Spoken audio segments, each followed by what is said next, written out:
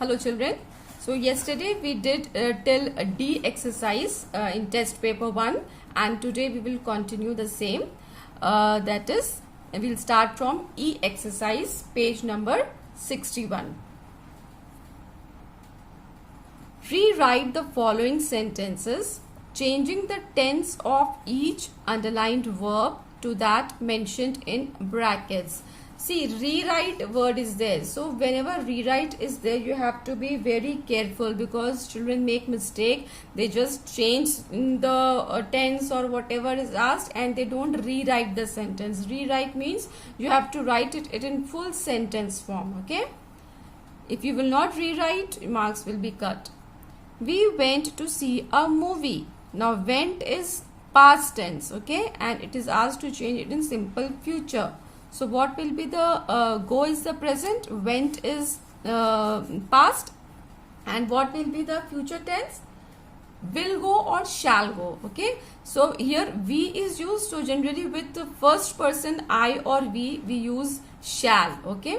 So we shall go to see a movie. They are watching the match. Now are watching. ing means continuous. Are means present tense, so it is present continuous tense. Okay, now you have to change it in future continuous. Okay, so watching will remain same because it is continuous, only helping verb will change. So future means we will use will be. So they will be watching the match. Next one, Rita gave her puppy a bath. Gave is the past tense, and you have to change it in past continuous. So continuous means you have to add ing, so it will be giving, and helping verb, which helping verb you will use? Was. Okay, Rita was giving her puppy a bath. Next one, he washes his own clothes. Washes is present tense, simple present. You have to change it in simple past. So simply you will do it washed. He washed his own clothes. Are you acting in the school play? Are acting. Acting means ing, it is a continuous. Are is present, helping verb for present tense, so it is present continuous tense, and you have to change it in future continuous. So acting will remain as acting, only the helping verb will be changed. Will you be acting? See, I told you in future will be is used. So will you be acting in the school play? That will be the answer. Next is F. Divide the following sentences into subject and predicate. Use a table as shown on page 42. Okay children. So you remember subject and predicate? You've already studied it in first term. So let's revise. So subject is what? We can divide the sentence into two parts. Okay, sentence has two parts. Subject, the part in which subject is mentioned, means the thing or person we are talking about. Okay, so the part in which the subject is mentioned is called subject, mean the person or place or thing that is being talked about, that is the subject. And the part in which something is said about the subject is called predicate. Okay, whatever we talk about the subject, that comes in the predicate part. And remember that predicate part always has a verb. The verb always comes in which part? It always comes in the predicate parts. Okay, so let's see. He likes to play in the rain. Okay, now I already told you that you can put question before the verb, who or what. Who likes to play in the rain? You get the answer he. Okay, so whatever you get the answer, that will be the subject. So here you get the answer as he, so he is the subject.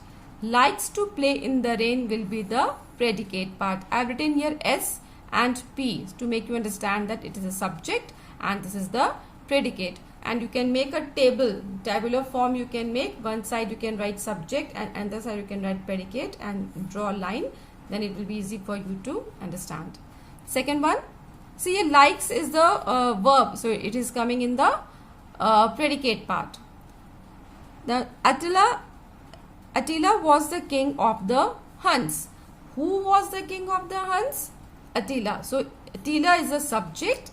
Was the king of the Huns is the predicate part. Was is the verb. It is coming in the predicate part. Who can see in the dark? So you see, it is the interrogative kind of sentence. Question is there. So you can ask like, see, can see is the verb. You can see, you can ask the question, what can see in the dark? Answer will come, who. Who can see in the dark? Okay, if you take it as a sentence form, who can see in the dark? It is a sentence. Now ask the question, what can see in the dark? Answer is, who can see in the dark? So in that way, if you do it, it will be easy for you to make out what is the subject. So who is coming as the answer? So who will be the subject? Can see in the dark will be the predicate. Great men are always humble. Who are always humble? Great men. So great men is the subject. Are always humble is the predicate. Truth always triumphs. What always triumphs? Truth. So truth is the subject. Always triumphs is the predicate. So I hope you have understood. Next is G1.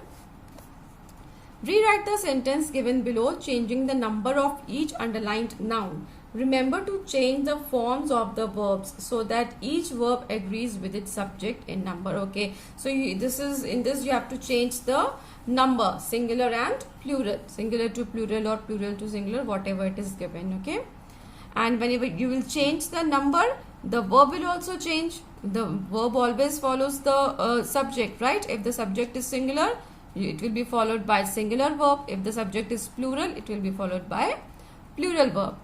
The man was walking ahead and the child followed. Now man is singular, so we will make it men.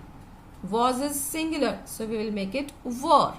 The men were walking ahead and the child will become children, followed. The wolf was chasing the deer. Wolf will become wolves. Was will become were. The wolves were chasing the deer. Deer always has, it is same in both singular and plural. You know that. So it will be same. The cook cut the tomato and fried the egg while we waited. So tomato will become tomatoes. The cook cut the tomatoes and fried the eggs. Egg will become eggs while we waited. Put the tables under the trees. Tree will become trees in the garden. So here you don't have to change any verb. The window was closed to keep the fly out. So the window will become windows. Was will become were. The windows were closed to keep the fly will become flies. F-L-I-E-S. Flies out. The last one is H. There is at least one error in each of the following sentences. Rewrite the sentences after correcting the errors. So in these sentences, some errors are, error means mistake. Some mistakes are there and you have to correct the sentence. Okay, and you will rewrite the sentences with the correction. Mitu hit the beehive with a stone and an angry bunch of bees came out. See, there is no any word like hitted. Okay, hit is the base form and present is also hit, past is also hit. Okay, there is no word hitted, so this one is wrong. Mitu hit the beehive with a stone and an angry swarm of bees. When the collection of bees is there, we say swarm and not bunch. Bunch of flowers or bunch of bananas is there. So S-W-A-R-M, swarm of bees came out.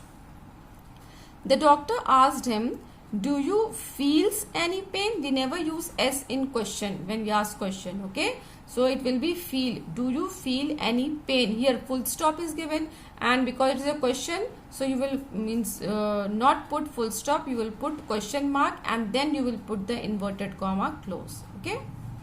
In many countries, shepherds uses dogs to look after their flock of sheep. Now see here, shepherds is given, it is plural. With plural we don't add s to the verb, remember. So shepherds use, it will be, okay. Shepherds use dogs to look after their flocks of sheep. There is no word sheeps, we always use sheep, so it will be sheep. In singular and plural both cases we use sheep.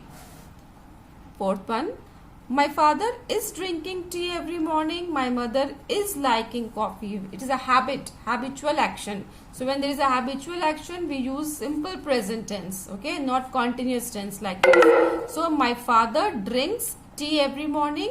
My mother likes coffee. And don't forget to put s, because father is a singular subject. Mother here also singular subject. So it will be drinks and here will be likes. Can you tells me where Jaya is? Again, it is a question, so we will not write S. Can you tells not, it is can you tell. Don't write S here. Me where Jaya is. Again, this is the question, so we will not put full stop. We will put a question mark.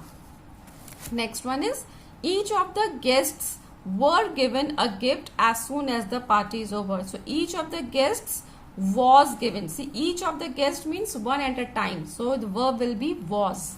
Given a gift as soon as the party was over.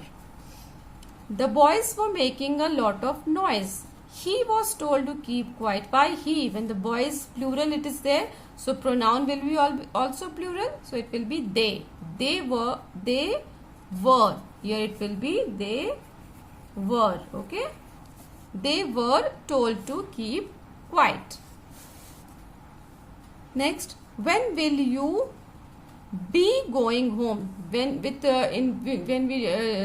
do this future continuous tense, always it is will be or shall be. So here be is missing. So when will you be going home? Jaya asked Kusum. So you add be before the verb going. John throwed. There is no any word like throwed, okay. Throw is the present tense, threw is the past tense. So it will be T-H-R-E-W, threw. John threw the ball to Sam and he caught it. It is not catched. Catch is the present and C-A-U-G-H-T, caught is the past tense. Caught it. The capital of Italy is Rome. Now we know that proper noun always starts with capital letter. So both Italy and Rome is a proper noun. So you will make it capital I for Italy and capital R for Rome. Rita told Suzanne that he were reading that book. Rita is also female. Suzanne is also female. So we will use the pronoun she. And she was, because singular is there. Na? Rita told Suzanne. So Rita is telling about herself. So it is only singular. So singular verb will be used. She was reading that book. The company of robbers was caught by the police. So here a collective noun is used, and for robbers we don't use company, we use band, okay. The B-A-N-D, band. The band of robbers was caught by the police. We wanted to saw the Taj Mahal at night. With to we don't use past tense, we use present form of the verb. We wanted to see, S-E-E-C. The Taj Mahal is a proper noun, so we will use capital T and capital M for Taj Mahal. And 15th one is, Shyam and I are great friends. See, we are talking about there are two persons, not only I. Shyam and I, two persons are there, so it is plural. So we will use the plural helping verbs. So verb, Shyam and I are great friends. Okay, so children, this is the error correction. You do it, and you can just stick a page here in the middle, and you can just rewrite the sentence on the piece of paper, and you can stick it here in the center of the book. Okay, thank you.